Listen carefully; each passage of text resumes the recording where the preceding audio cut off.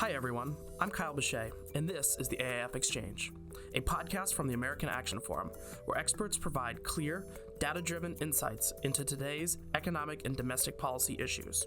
Welcome, and thank you for tuning in.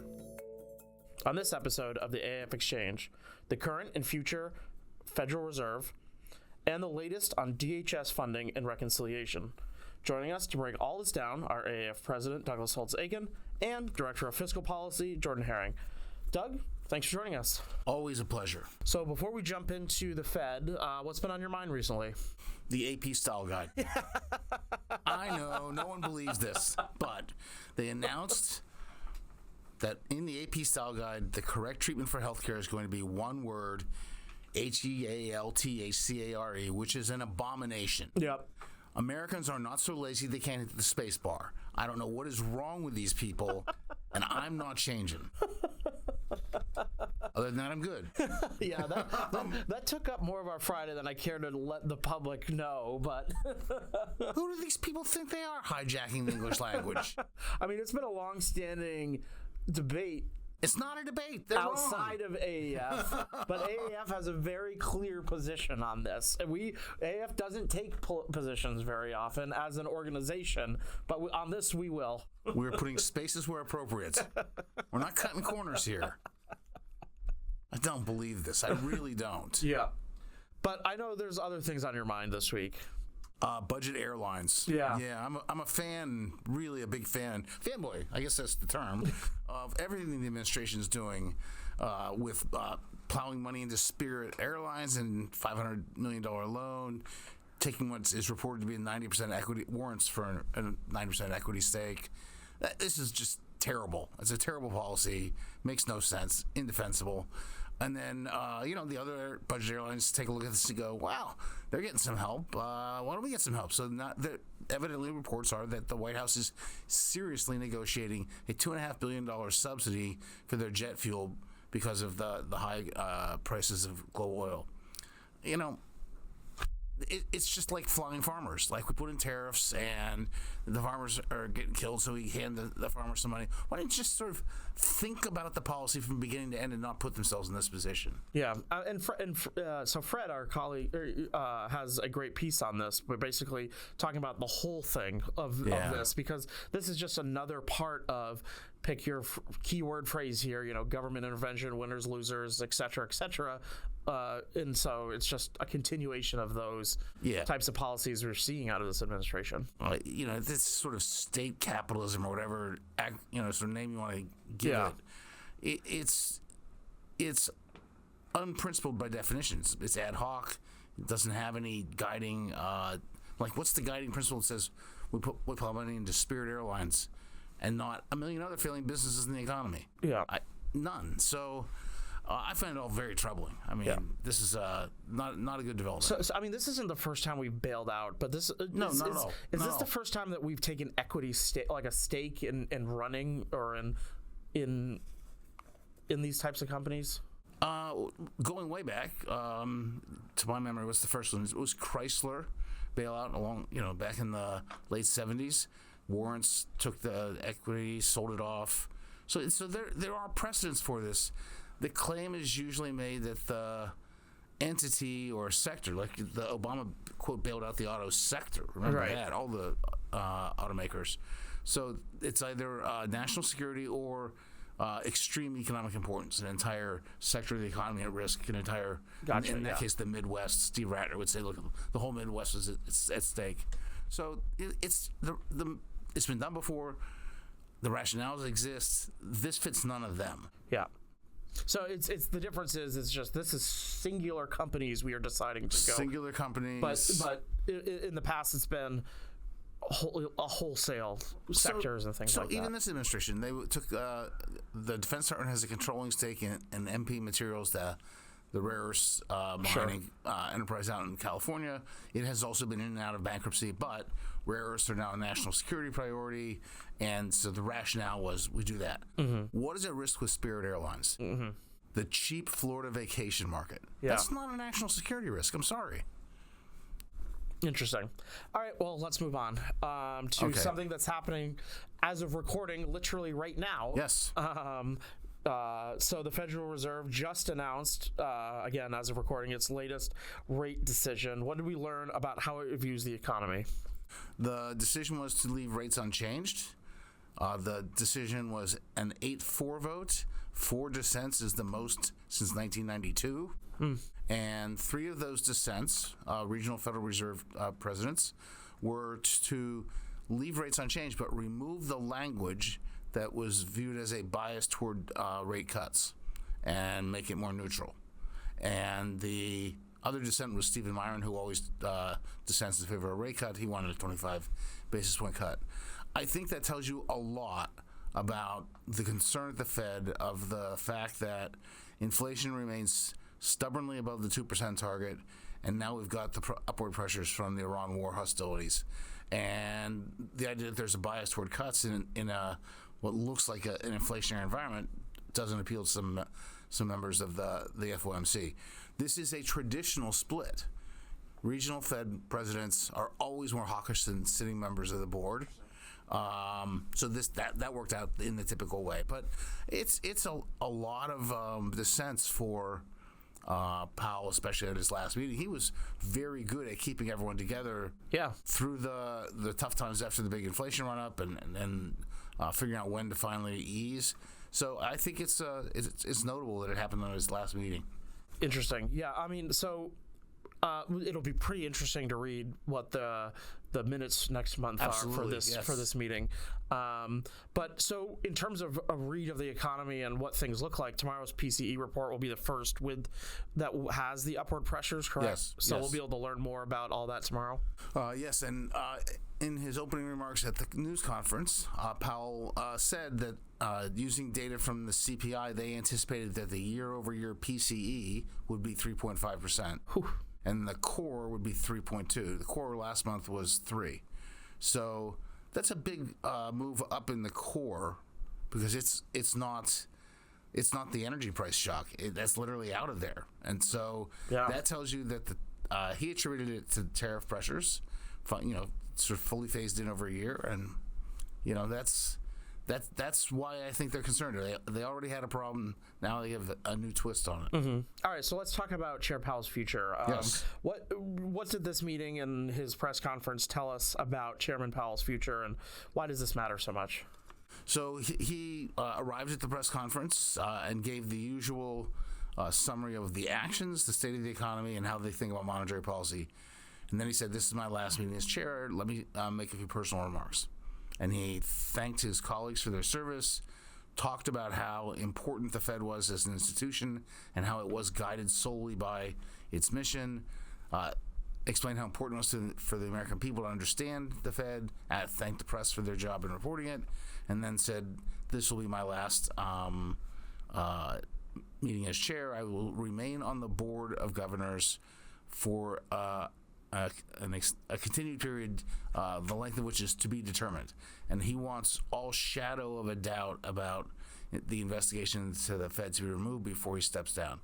And it's largely removed, right? Mm-hmm. The DOJ stopped the criminal inquiry. The Fed IG is doing its work. Powell started that, for the record. I mean, people don't quite realize that. But the DOJ reserved the right to restart the investigation, and he wants to he's been told they won't, but he's making sure before he steps down. So in a lot that IG report is about the building costs. It's all about the building. It's a firm audit of the cost of the two buildings, the renovation of the two buildings, and why it's so much higher than originally anticipated, and also a thorough scrub to make sure there is no malfeasance of any type in the bidding on the contracts and things like that. Mm-hmm. So outside of the him staying on through this, it's important to talk about the people on the Fed, because if I remember back to when Powell was renominated for this, there was a lot of talk about he got off to too slow of a start to tackle inflation because there was the whole nomination thing going on. I believe that. I don't know if the world believes that. I don't know if history will decide that. But I think the Fed they made a big policy error in 2021. That's just the reality of it. And I think there were two reasons. Number one, with the advent of the vaccines and the opening up of the economy, they thought they were back in 2019 when they ran a very loose monetary policy with no inflation. And so they thought, okay, we've got this inflation. This is probably global supply chains, but we're back in 2019. It'll be transitory and go away. And they were just wrong. Yeah. So that's mistake number one. And then number two is, we're wrong. Are we going to change directions? Well, like, we don't even know who the chair is going to be next year, and this stuff takes time. And if we change direction now and they appoint a different chair, we're going to end up crossing ourselves up. So let's wait until the leadership's in place and then go. And the Biden administration waited until December to renominate him. And so it was really clear in September they had a problem. In August, to me, so they waited half a year and let the inflation gain momentum. And that really hurt him. Mm-hmm. So speaking of who the next chair is going to be, let's talk about the future of the Fed. The confirmation process for Kevin Warsh is underway, I believe. He got voted out of committee. I believe he got voted out of committee today. Yes. So that'll go to the floor at some point when Leader Thune brings it up. How do we foresee the Fed under his leadership? I think it's going to be really interesting. We know, number one, he has said repeatedly that he wants the Fed to have less of an impact on markets and the economy, a smaller footprint. That's been interpreted as reducing the size of the balance sheet, but more generally focusing its efforts on the monetary policy mission, maybe financial stability, but get it out of any other kind of activities that might have gotten wandered into. So a focused Fed. He's been real clear that he believes that the Fed owns inflation and that inflation is something that you can always trace back to the Fed, and that would put him on the side of the hawks right now. Mm-hmm. He's been appointed by the ultimate dove. So that's going to be interesting to see how that plays out. There has been a presumption that he's been sent there to cut. I don't think he has the votes for a cut right now. I don't know how the president will react if he doesn't cut. But he will, maybe not quickly, but he will, in his actions as chair, determine his legacy. Nothing that went before is going to matter. Yeah, and a lot of like his confirmation, the stuff that's the stuff that's up against him at this point is you can't really do anything to disprove that until you're in the job too and see how it goes. I mean, I told other people this, and I'll repeat it here for one more time. I was in a similar position. Yeah, I was the first and to date the only CBO director to come directly from the White House. Senate and Senate and House Democrats were convinced that was a political hack sent over to destroy the nonpartisan CPO. And there was nothing I could say that would disabuse them of that notion. I just had to do the job. Yeah. And time took care of that. Kevin's in the same position. Mm-hmm. Interesting. Well, we'll have to wait and see, and I'm sure we'll have plenty of discussions over the next few years about his actions on the Fed. So before I let you go, let's do the trivia question. HEALTH space CARE. That's got to be the answer. No. Okay. All right. No, this isn't the spelling bee question. Sorry.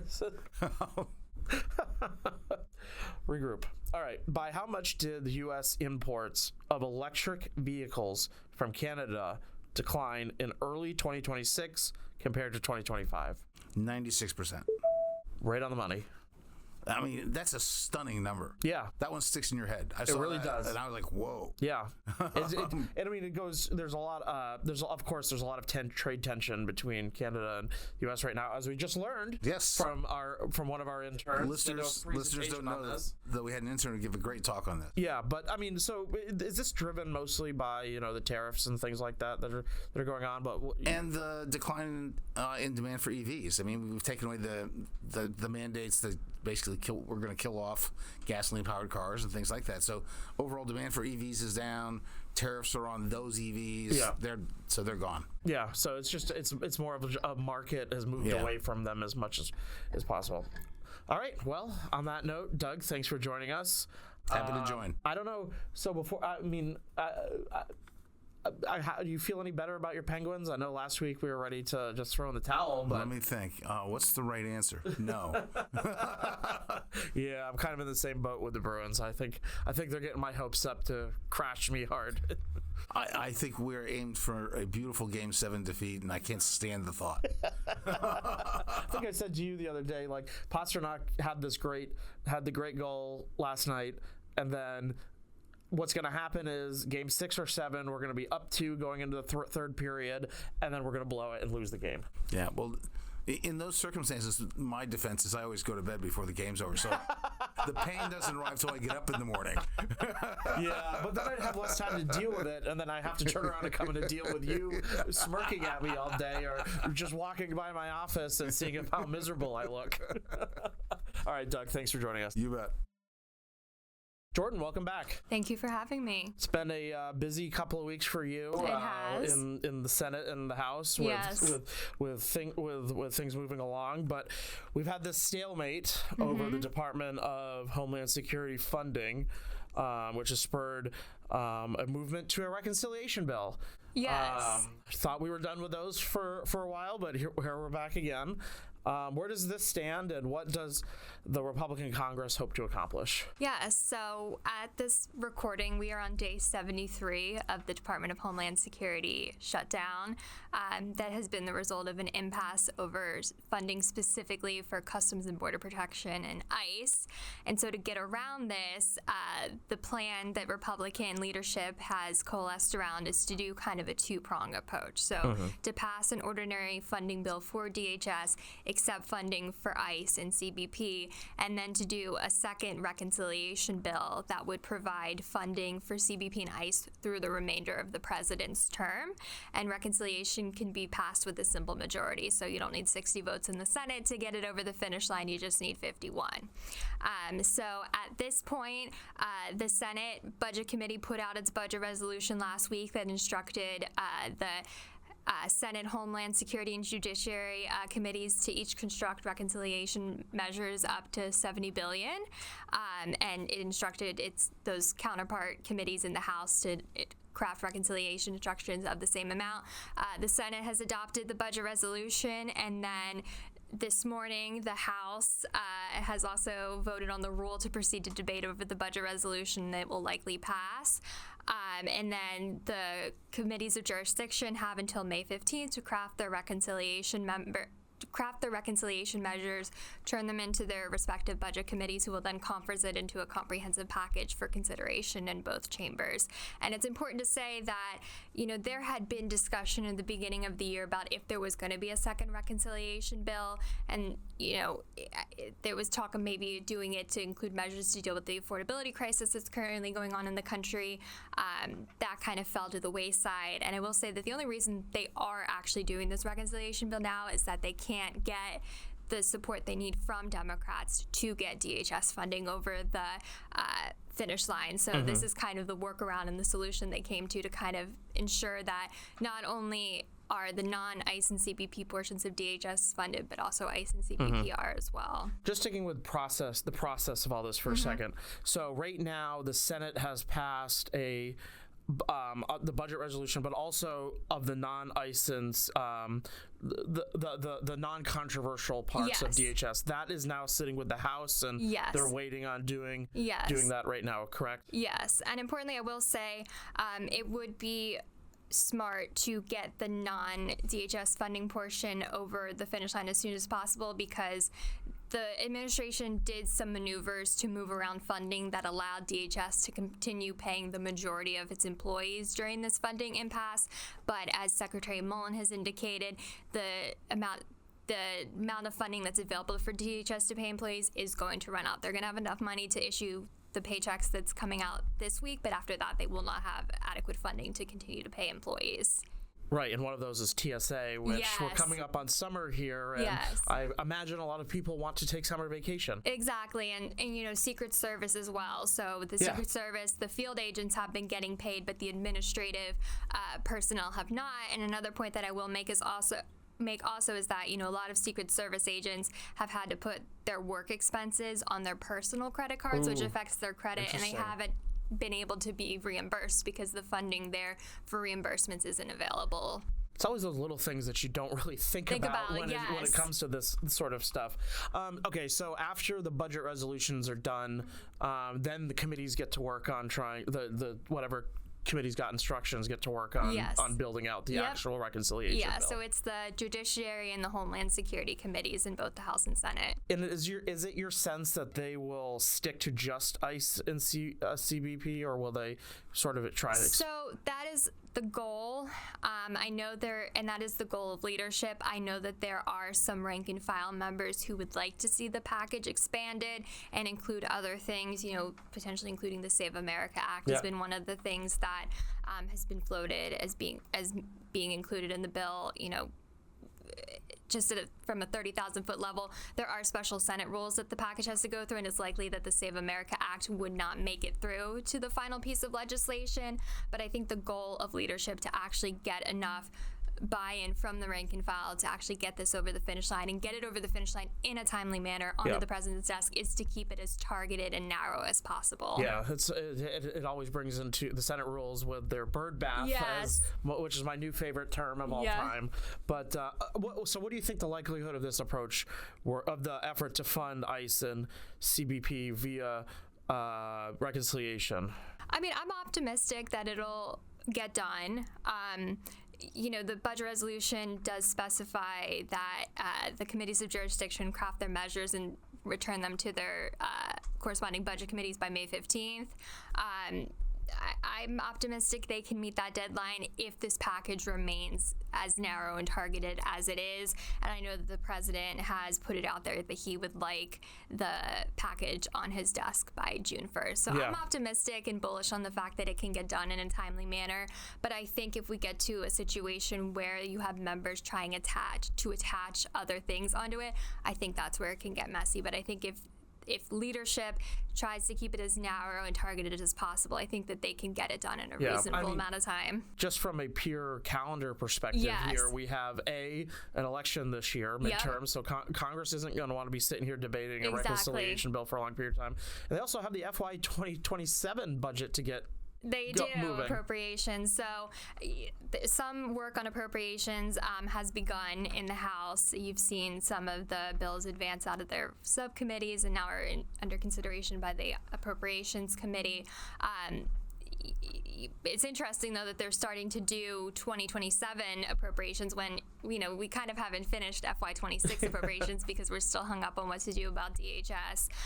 But that's going to be an interesting dynamic to see because, September 30th is when FY26 ends and the CR that's been in place to fund them since earlier this year is going to expire, and it'd be interesting to see whether or not there's going to be the threat of a government shutdown. And given that this is an election year, are you going to see the Democrats want to shut down the government again and possibly have that shutdown last up and through the midterm elections to try to score political points and maybe get them to win the House and possibly the Senate? Yeah, it's all going to be interesting, and we'll have to watch it all play out, I guess. Yes. So thank you for joining us and talking us through all this. I will. Thank you. I hope you enjoyed this conversation. Tune back in for our next episode, where our experts will provide clear, data-driven insights into today's economic and domestic issues. I'd also encourage you to check out any of the links in our show notes, and also follow us on social media to learn more about AAF. Don't forget to subscribe on iTunes, Spotify, or Google Play.